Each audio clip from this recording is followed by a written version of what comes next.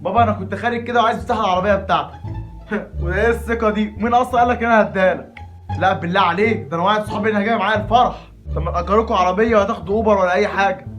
يعني ينفع برضو عربيه ابويا حبيبي موجوده واخد عربيه من بره؟ ما ينفعش. صبرني يا رب. ايه يا اخويا اتنحلس كده.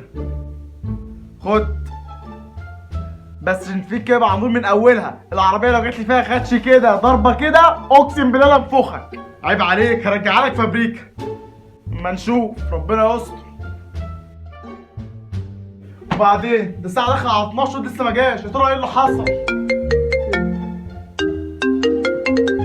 الو. مين؟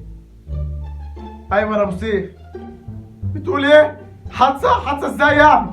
العربيه كويسه؟ قصدي يعني هو كويس؟ طب هو في مستشفى ايه ولا المكان فين؟ طيب ماشي، سلام سلام. نهار اسود العربيه.